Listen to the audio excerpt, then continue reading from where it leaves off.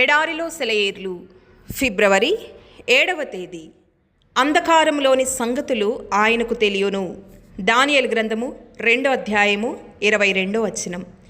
నేను అరణ్యములో త్రోవ కలుగజేయుచున్నాను. యెషయా గ్రంథము 43వ అధ్యాయము 19వ వచనం.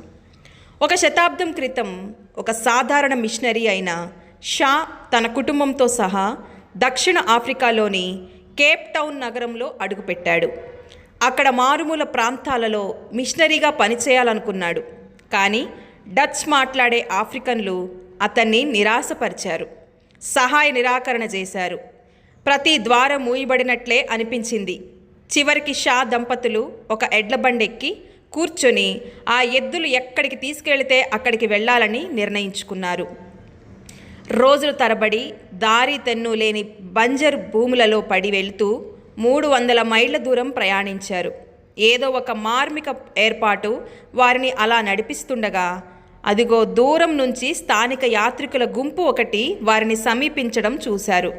దగ్గరికి వెళ్ళి చూడగా వారు దక్షిణ ఆఫ్రికా దేశానికి చెందిన దేశ దిమ్మరులుగా గుర్తించి వారు మిషనరీ కోసం కేప్ టౌన్ను వెళుతున్నట్లు తెలుసుకున్నారు.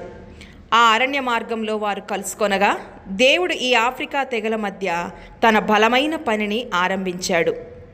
తడబడని మార్గదర్శి ఒకరున్నారు. ఆయన నడిపిస్తుండగా నేను దారి తప్పను. ఒక్కొక్క అడుగు ఆయన నాకు ముందుగా వెళతాడు. నా దారిని గుర్తిస్తాడు. ఆయనకి మార్గం తెలుసు. ఎన్నోసార్లు ఆ మార్గం మస్కబారి భయం గొలుపుతుంది. సంతోష కిరణాలను చీకటి దాచివేస్తుంది. అలసిన సొమ్మసిల్లిన నేనింకా నమ్ముతాను, నా రక్షకుడు నడిపిస్తాడు. ఆయనకు మార్గం తెలుసు. నన్ను చుట్టుముట్టిన కీడులు ఆయనకు తెలుసు. దారి మళ్లించే మలుపులు ఆయనకు తెలుసు. చీకటి శక్తులేవి నన్ను ఎదిరించలేవు. యేసయ్య నడిపిస్తున్నాడు.